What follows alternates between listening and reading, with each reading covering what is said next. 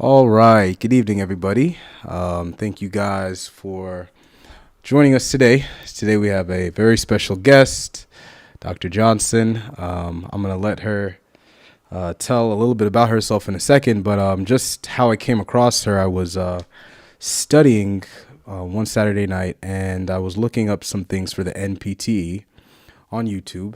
I'm studying for it right now. So I came across her video. I failed my first NPTE attempt, and I said, "Oh, this is something I need," because I'm getting ready to take mine. I want to take it early. I don't want to wait till October. And for me, I gain more from people who've struggled a little bit. Who have actually had a little bit of adversity. I've had a lot with this journey, so I just reached out, and Dr. Johnson was kind enough to join the platform. She also has a social media and a platform, which I'll let her tell you a little bit about herself. So, name, where you went to, full name rather, where you went to, and what made you interested, PT, all that type of good stuff. All right, so take it away. Awesome. I can be kind of long-winded. Let's see if I can get this down to our elevator pitch. My name's Ariel Johnson. I'm from Alabama, Montgomery specifically. So, a little bit of background as far as like how I got here. I got my bachelor's in exercise science in Mobile, Alabama, and then I knew I wanted to go to PT school at Alabama State, back home in Montgomery, where I'm from. So I applied to PT school there, went, did my 3 years. I knew I wanted to travel around and go different places for clinicals. So I ended up in Atlanta for my last few clinicals, and I actually graduated in 2020. So it was right in the pandemic, in the thick of things. Like I finished in August in 2020, and everything kind of hit the fan in March 2020. So I was definitely still in the middle of clinicals, and wanted to travel. I ended up that not panning out. My recruiter that I was planning on working with was literally like, "You just need to find like a regular job." So I just took myself to LinkedIn and just started applying to places. And then I found myself with an internal travel position with my company. But to back up a little bit from there, that was like my career track. How I got here with social media, I started my page kind of in like 2017, I want to say, when I was on one of those clinicals in like my second year. And I was like super motivated and excited, like being in the clinic. And I was actually in the hospital setting at the time. And I really like the hospital inpatient setting. That was my passion before I ever got to this outpatient journey.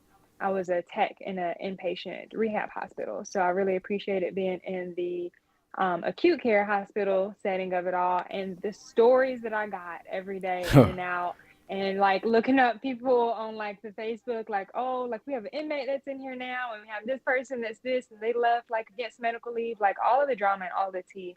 So I was like, I want to document some of these stories and things. So that's when I really think I got into making more of my Instagram and just making more of a platform for myself.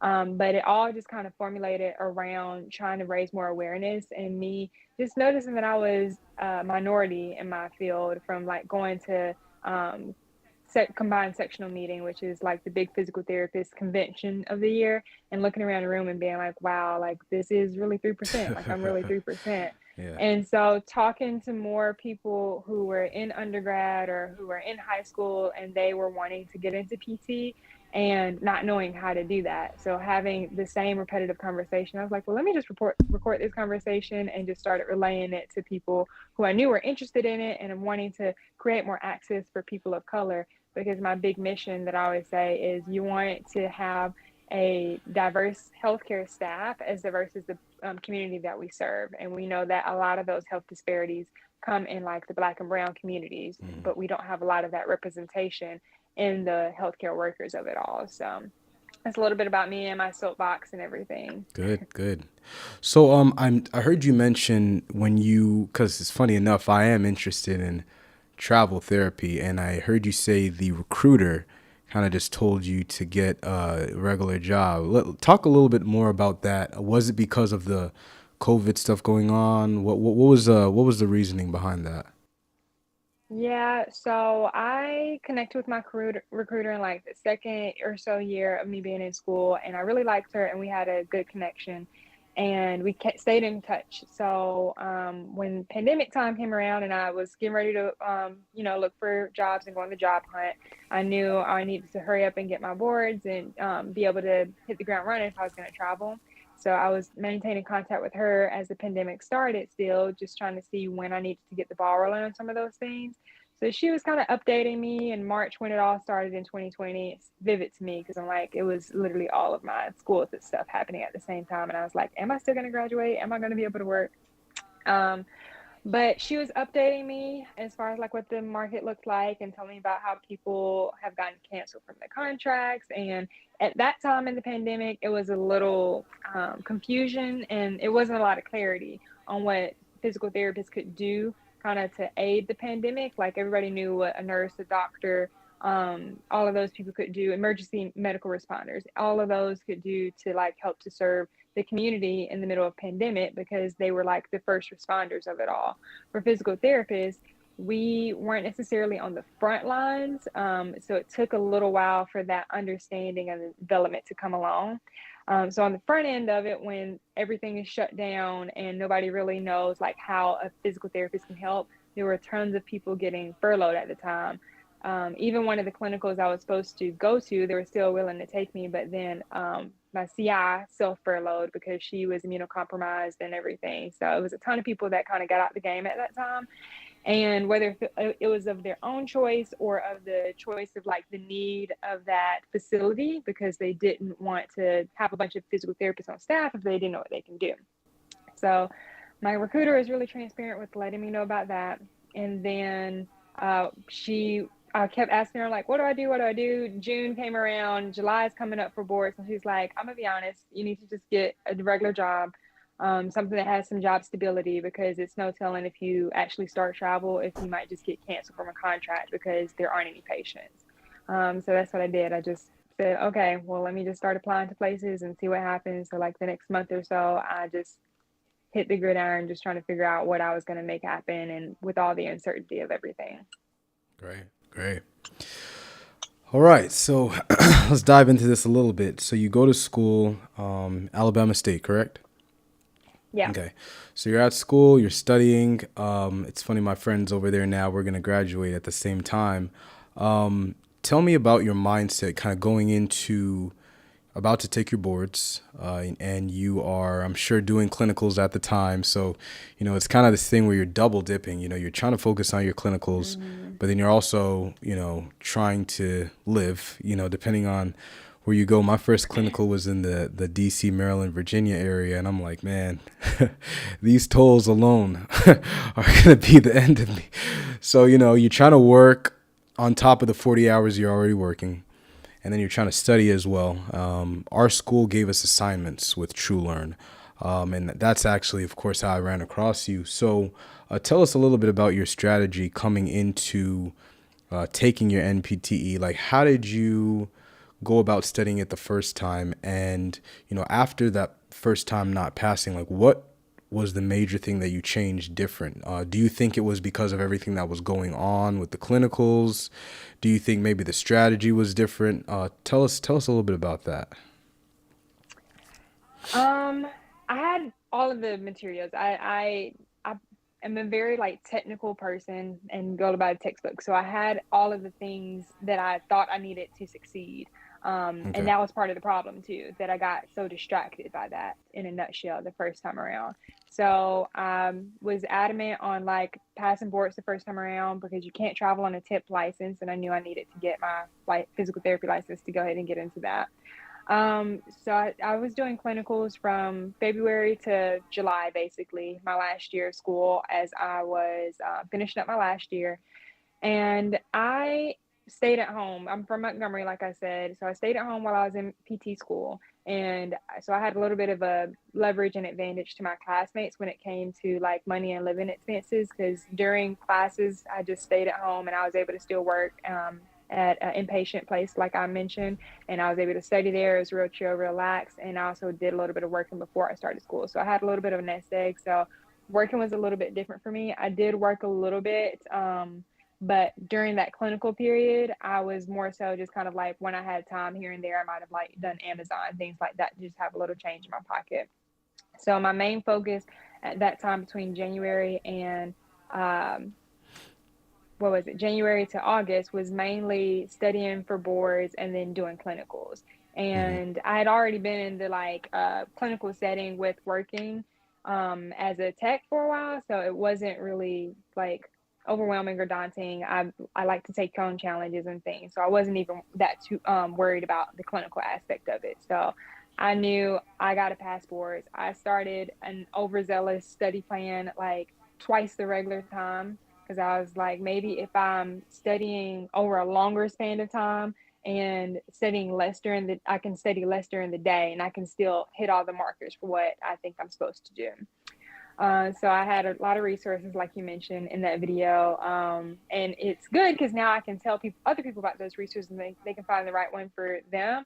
But I had a long list of everything from True Learn to therapy ed books to score builders to Basecamp to Final Frontier, um, and maybe more if I sat here and thought about it. But I was like digging into all of those things, and the what it boiled down to is when I studied for boards the first time, I was so fixated on learning everything I needed to learn and just studying everything that I could possibly know for the exam. And I think that was my downfall because when I went back to do my like exam analysis, I was not making the scores in each individual section. So I was making the big score, and I'm like, I'm doing everything I'm supposed to. I'm studying every hour of the week I'm supposed to. I'm doing all the books. I'm doing all the tests. I have all the resources, and I made the test score that I'm supposed to, but I wasn't looking at the individual sections. So like the cardiovascular, the Okay. neuro, the more the musculoskeletal, where I was not making high enough in those individually, but non-systems and integumentary were carrying me through because I knew so much of just random stuff. Where it's just like, oh, if you have rheumatoid arthritis, you might also have like ligamentous things, but that's not going to tell you what your dermatomes and myotones are, which is a good bulk of the test when you're looking at the cardio, neuromuscular, and skeletal. So that was the big thing for the first time around. And so the second time around, all I did was go back and I cut everything. Probably did a third of the resources that I did the second time around, and I just really simplified it. I said I'm only going to use score builders to study. I used one of my friend's study guides, and I just read score builders cover to cover. And I maybe took two tests, and I retook one old one, and I did test analysis to see why am I missing this? What's the test strategy? What kind of question is this? And what section of the exam do I need to study more? And those last few weeks, I wasn't even trying to learn anything like I was the first time around.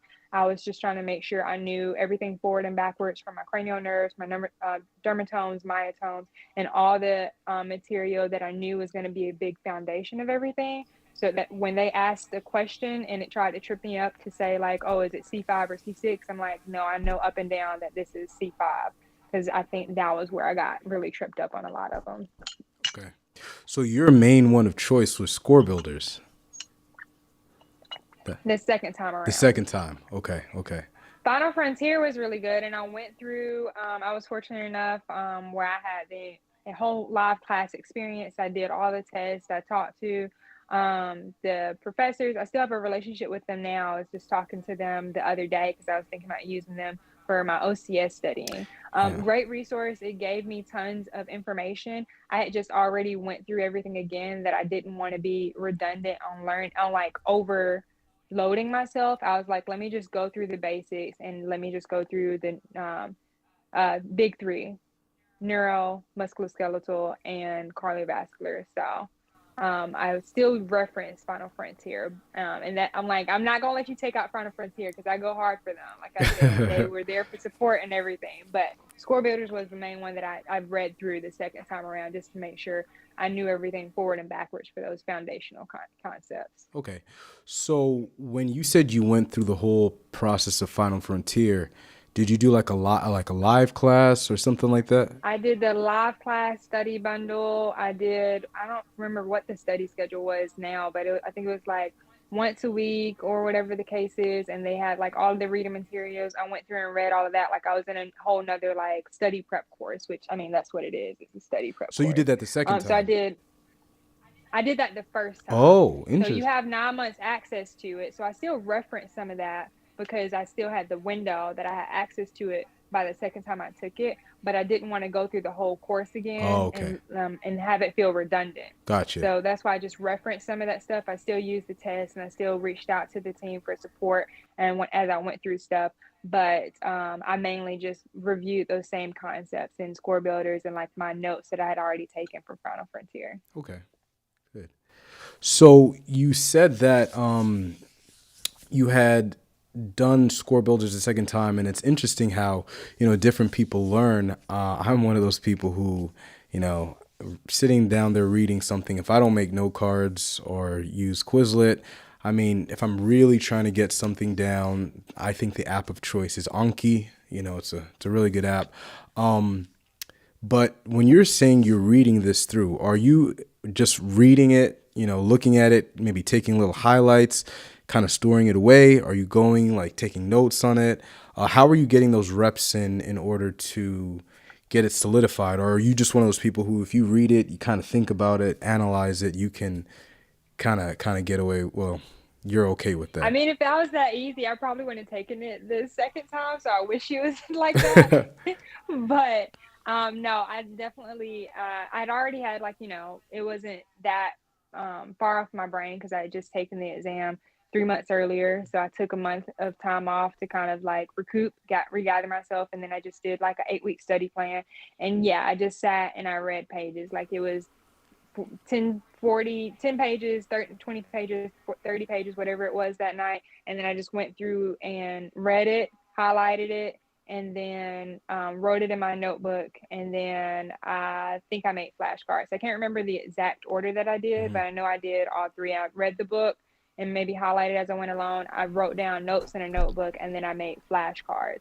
The way that I tend to study is like I like to get reoccurring concepts from different things. So, like I said, I still reference like Final Frontier and those other things. And then on review days and test days, when I did go through those things, I would pull out those reoccurring concepts and say, like, oh, I've had like 3 questions that I've missed on like dermatomes and myotones. Like, let me go back and read through that and figure out like what that dermatomes and myotones actually are, why this foundational key is like feeding into this question, why I might have missed it, and how it can relate to other questions. Okay, cool.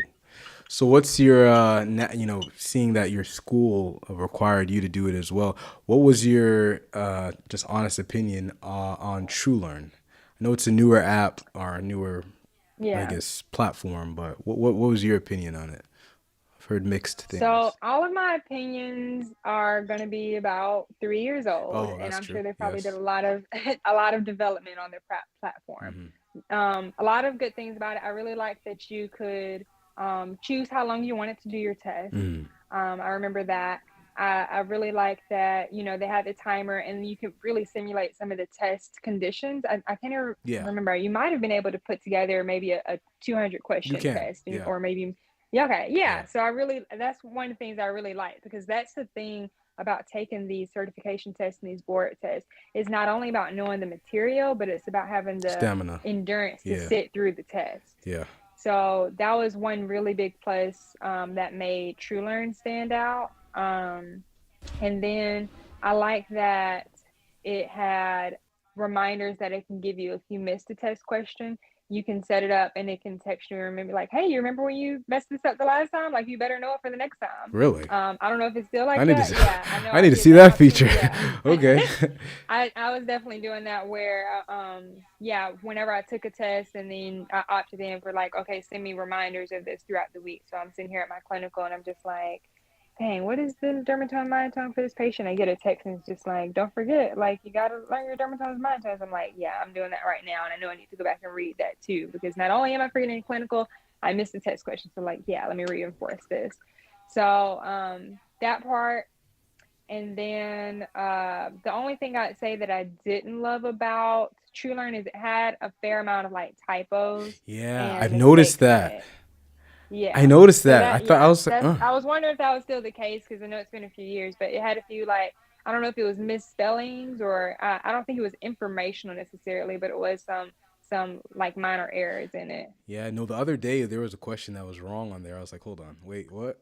Oh yeah, yeah, yeah, Yeah, it's yeah. not a lot. but there was a question. I'm like, hold on, I'm not tripping right now. I know this Mm-hmm. can't be right. So that's happened. But in terms of the, I don't, I haven't taken the test. They have updated the test. They've actually taken the questions from 250 to 225. However, they're doing more scenario based questions, which, and this is as of January. Well, for the January, because I'm in the January cohort right now, so they just updated this. They're actually going to do, like, let's say you have, and that's the practice questions I've been working on. They'll give you like a whole case scenario, and then they'll give you like three questions on that case scenario. So Oh yeah. could be good, could be bad. If you're familiar with the concept, great. But if you misread, one of the things, you can end up not too good. So Yeah, and it is something that's like a minor inconvenience, and it can throw you off if you're really technical, like I am, where I'm just like, I go back to the textbook, I got to see it in black and white. So I would take their word as bond with some of those questions where I had to realize, like, oh, okay, there's a little bit of margin of error here when I was studying. Um, that it's also really replicated in that test experience because you also have those answers and questions get thrown out in the actual exam too. So that's how it is also still similar, where you might sit through the exam and you get a score back and you're just like, oh wait, I didn't think I did that bad, but then you go through to review it and some of those aren't going to be accurate, just like with the actual exam that you take. So I'm like, I guess they're really trying to simulate things. okay, good. All right, so we'll shift gears a little bit. These are the last kind of two questions we'll ask. So now that you're in the profession, you've been in it for 3 years. I didn't realize you had, been a PT for that long. How was your satisfaction? How do you feel? Do you feel it was worth the stress, the investment? Right now, I'm in my clinical rotations. I hear a lot of different things, but from your opinion, how are you feeling about it? I love it. Definitely still walking my passion. There's still times like I was just seeing a new grad PT that, well, she's at SBT, that was chatting with the other day, and just talking to like new grads or SBTs or just my patients in general. Like I still will get those moments and sparks where I'm just like, dang, I really enjoy like the fact that I'm just in my passion. And even just like the past week, I've just been reflecting on just like I really enjoy like what I do. I enjoy my job. And then, just being on social media and scrolling through and like listening to people's videos and like not even thinking about the fact that like a lot of these people are on TikTok and they're using social media and they have that platform as escapism from like their actual reality with the job that they hate and they're trying to get out of their 9 to 5. Where me, it's like, yeah, I would love to be like a part-time like PT, part-time social media person and part-time housewife, but like, I don't have to like get out of PT at all. Like I definitely love it still. Where yeah, I definitely feel like that was worth it. As far as, and this is my other like soapbox to it. Now, that's all of that for me. I definitely like to mentor people on what is right for them too, because like I said, I was in a financial advantage where I had a lot of support from my parents, and I was able to live at home, so I didn't come out of debt with nearly as much as my classmates. Like I have classmates that had 4 times as much debt as me when they graduated. So in those instances, and especially what the market looks like right now and reimbursement, I don't think PT is worth it for everybody, because you can't justify coming out of school with 200, $300,000 and you're only getting paid 60, 70, $80,000, and you're never going to pay it back. If you really just like enjoy it and have a passion where you can stand on that, then good for you. But a lot of people these days are just like, well, I got to get to the money as soon as they finish, and they're like, I got to do travel PT, or like somebody's got to pay me $100,000, when the two aren't correlated. Just because you get more student loan debt does Mhm. not inherently mean you're supposed to get paid more in your profession. Right. And I feel like from talking to people, PTs kind of think that, when I definitely found value in what I brought to the table. And I can get heat for this. PTs are judgmental, so we can go all day in the chat and in the comments.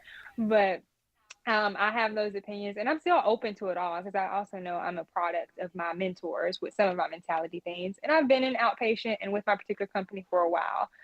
But I also remember I was definitely like in the mindset of like, I want to get paid the most I can get paid when I got out, and I don't want to be undervalued. And I also did not expect like I'm just gonna inherently get 600,000. I mean, six figures. Mm-hmm. I knew I wanted to do travel mainly for me because I did not know where I wanted to be at geographically. Mm-hmm. Um, but today's PTs, it's a conversation of like, oh, you have a doctorate degree, so you should have $100,000. You should have at least six figures. I But know. reimbursement does not is not steadily inclining like the inflation rates and Right. everything, and the amount of student debt. So those are all things that people aren't sitting down enough to think about. Where it's like, now you salty at like your job that wants to pay you this much, but you've never looked at like um the budget lines of Mm-hmm. like what the overhead and everything costs to just keep the lights on. So I just think it's a really multifaceted conversation when it comes to that, for anybody else to argue with me. And it's a lot of perspectives that some people don't take into consideration for. So I'm always open to it if anybody wants to at me. But for anybody who is new and get into PT, definitely do your research on like how much money you can afford to put into your student loans. If like even private PT schools, like I went to school at the time. I don't know what school costs now. It might be like 33% up the way inflation is, but it was like $50,000 to go for my PT degree. Whereas like somebody in private PT school may come out with twice as much as that, and you're not even talking about Hold living on. I'm expenses sorry. You yet. said So 50,000 to go to your. at the time, like I said, I don't Oh know what shoot. school looks like now because inflation has really, though this is 2020. Like you could also buy like a house in 2020 or like right before the pandemic for like probably 25 to 30% less than what it looks like now. But yeah, my I think I did the math because I was looking at all the schools I wanted to go to. I think for PT school for me, it because yeah, it might have been. Yeah, it was probably about 50,000 because I split half in my loans and half with my parents. And money that I paid out of my pocket. I'm just giving y'all all my tea now, but I mean, if y'all need to know, anybody who's watching is getting into PT school and everything. But yeah, that's what it looked like for me. So yeah. Okay, yeah. And I'm glad you're honest about that. That's the thing. I look at it, and I'm not a big fan of being in school, to be honest, in general. But I said if I go back to school, the only thing I would do is physical therapy. Just because it's something that gives me like a skill set, and it doesn't matter how smart I am. It's like in business, if you want to go open up something, you could just do it. Like I could be the smartest person in the world. If I'm not licensed, I'm not going to be able to practice.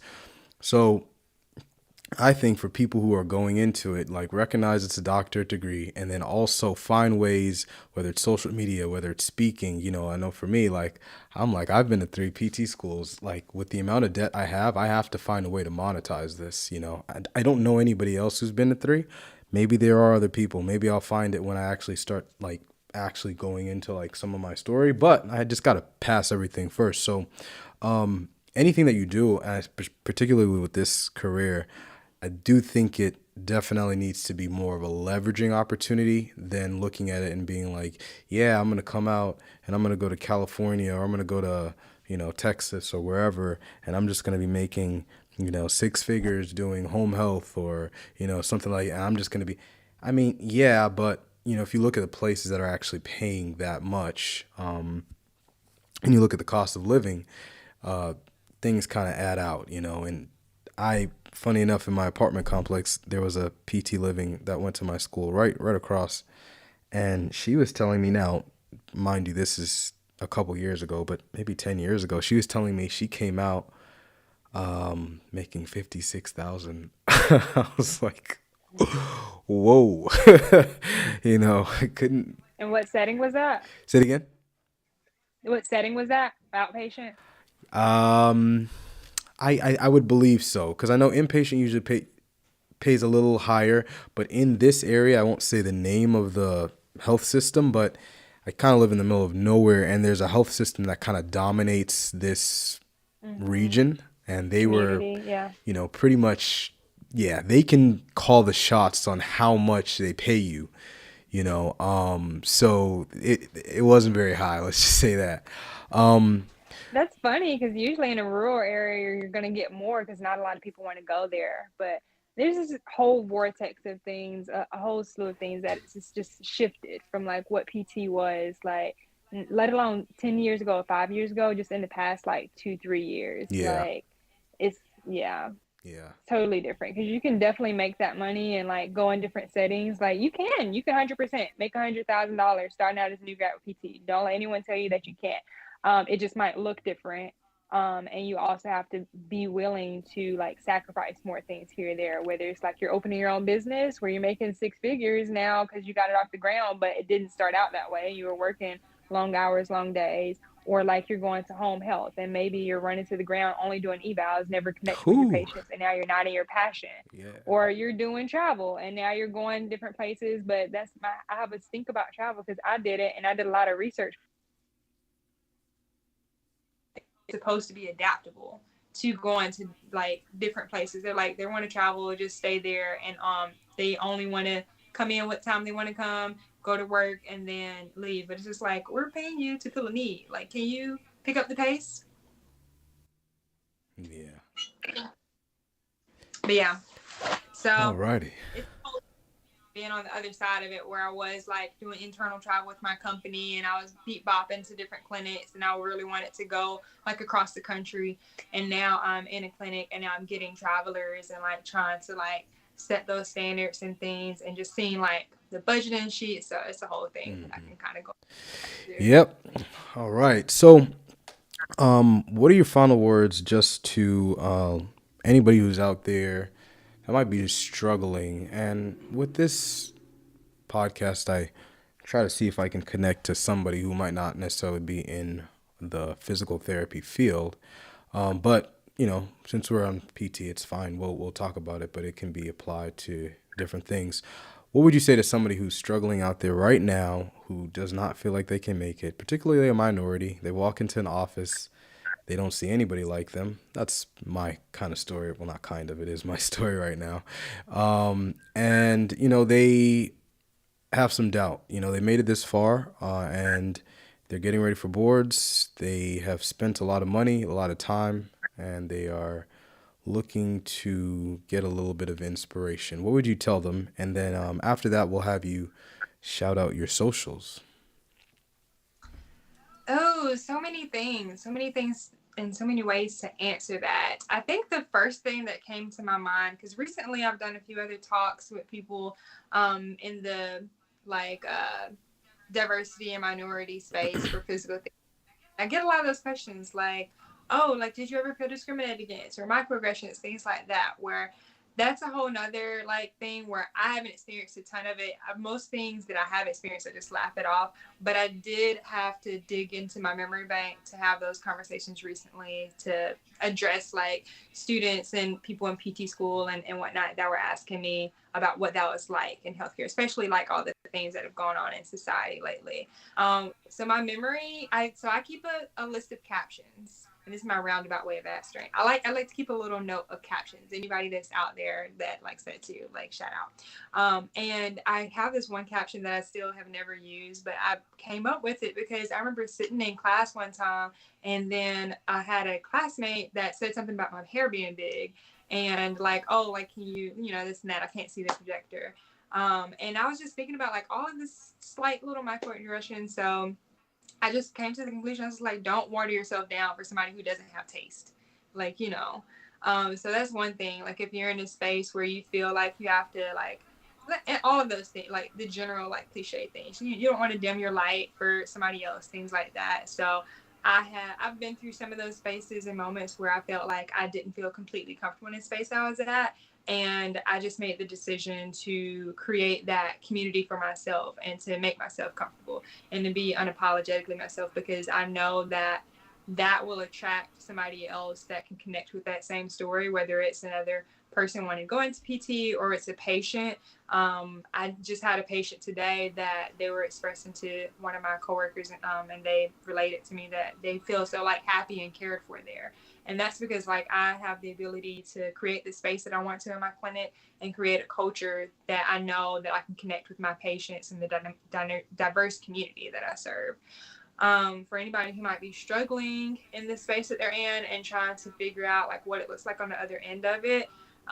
It always looks better when you're watching people who have already made it through. Like me, that's why I share stories where it's like I look like I have it all together, and I have people like, oh, how do you work in social media and you travel and all of these things. But like the amount of times I cried in PT school, and I was just like, you gotta make it through. Like social media glamorizes things, and it's quick cuts and edits to make it cut out all of the like boring parts and all of the grunt work, but it's all there and everybody has to go through it. And a lot of that strife and those adversities are what got me here. Like even now, like I haven't talked about it as much as it relates to people, but my OCS, like I'm going round 2 again on that. So I failed that exam, and now I'm going through the same thing where it's like I'm not posting every day about that. I'm posting how I went to Jamaica, Africa, things like that. So it's always going to be easier to try and say that, oh, well, they did it and it was easy for them, when you know that might not be the case. So